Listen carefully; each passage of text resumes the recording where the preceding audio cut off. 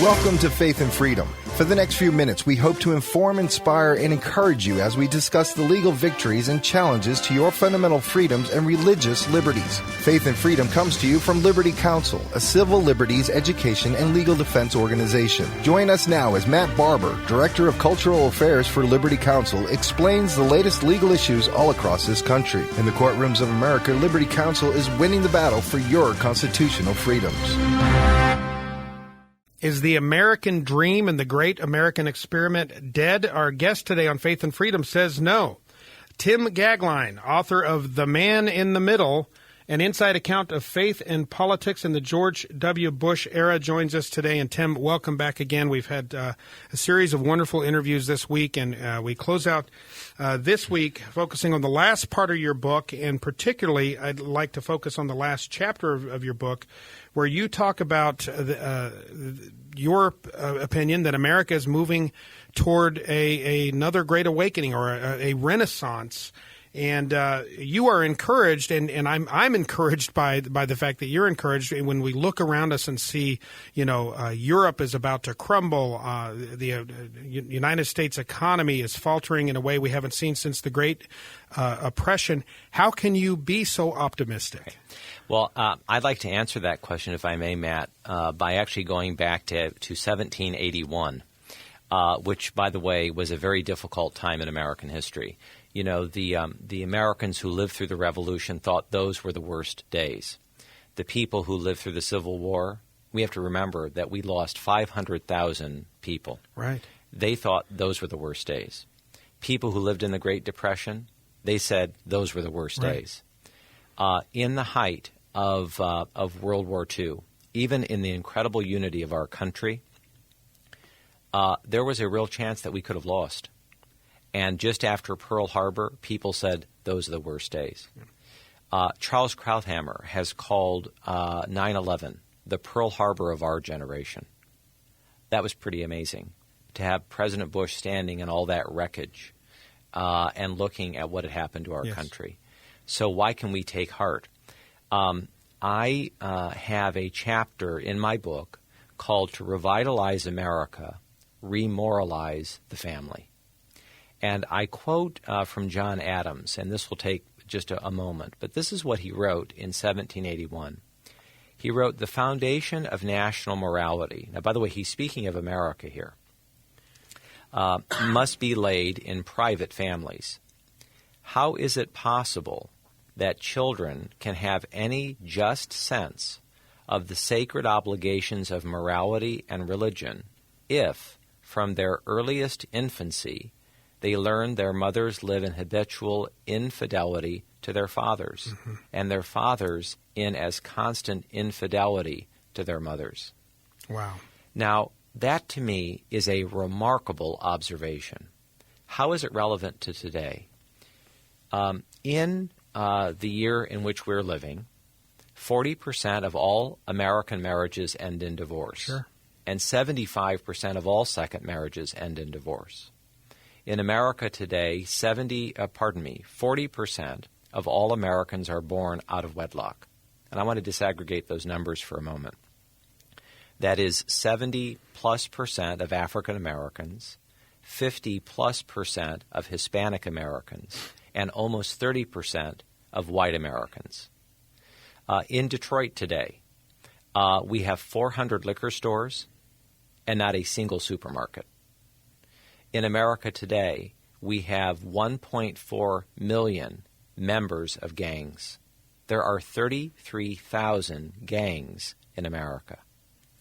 Now, this is the tip of the tippy top of an iceberg.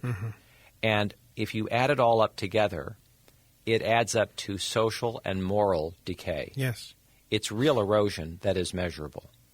So in light of your question, and with John Adams echoing across these centuries, the largest historical question is, aren't we just like Europe? Aren't we 20 years behind them, if that? And my answer categorically is no. We have lots and lots of examples in Western civilization where truly great countries are down for the count. I mean, if it's the Muhammad Ali fight of the 1970s, and you're Foreman, George Foreman, this is the end of the end. Yeah. But it's not the case. As Adams makes very clear in his letter, there remains in America a religious and moral sense. It did exist in Europe. It no longer exists, but it still exists here. And this young generation of Americans, the so-called millennials, and the generation just behind them, the XYs, or the YXs, they have lived through a historic brokenness. I spend 1/3 of my professional life speaking on college campuses and meeting with young people. Evangelical Christians, Mass-attending Catholics, Orthodox Jews, non-Christians, atheists, agnostics, etc. All of them. Harvard, Yale, Princeton, Liberty University, Grove City, etc. When I talk to these young people, they relate to me a total growing up of brokenness. Divorce, illegitimacy, drug use, alcohol abuse, physical abuse, etc. Yeah. Now, they've lived through this, and you would think that this rising generation, having lived through this, that we'd be in the midst of a revolution, but we're not. When you talk to most young people in America, they want to be married. They want to be in families. Why is that? Yeah. Because there is this elemental religious, moral nature of America that remains. It's not always Orthodox Christianity. I wish that it were. But there is a Judeo-Christian tradition in America which remains the foundation.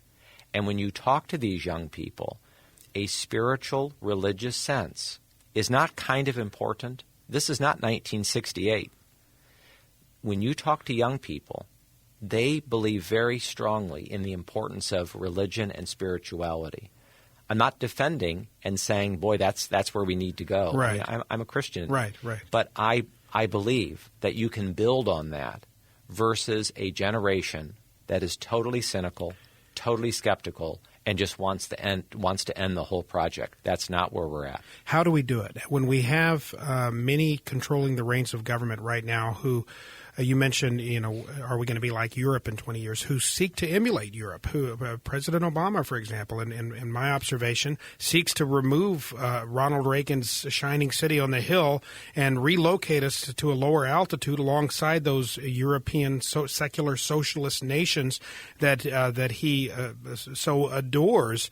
How do we do it with so many in control of power of the progressive, if you will, the liberal, moral relativist mindset? How do we get back on the right path to Renaissance?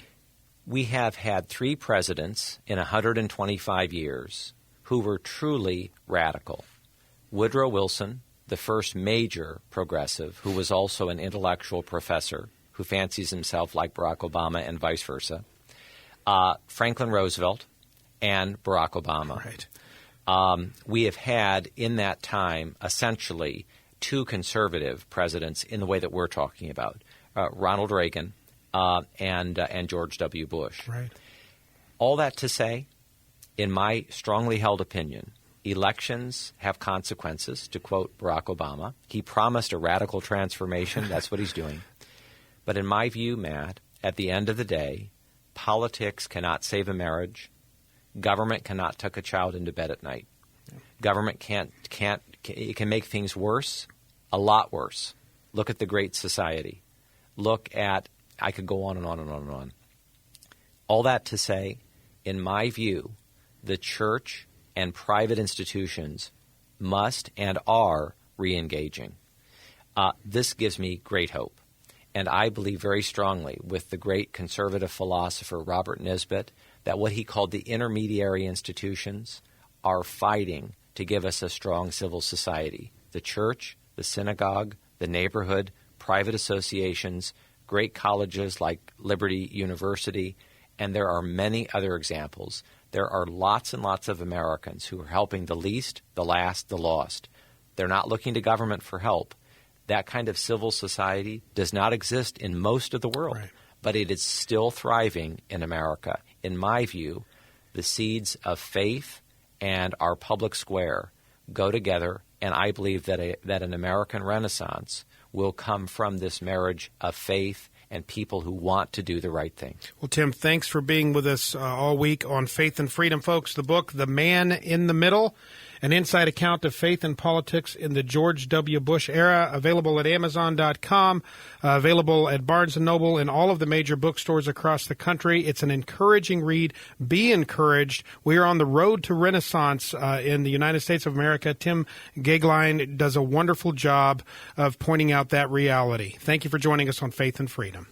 You have been listening to Matt Barber of Liberty Counsel. We hope that we have motivated you to stand up for your faith, family, and freedoms. We can accomplish a lot when we work together. Get informed and get involved today. Sign up for our free monthly newsletter, The Liberator. We will send it out to you free of charge. Stay informed with our Liberty Alert email updates. Just click on the website at www.lc.org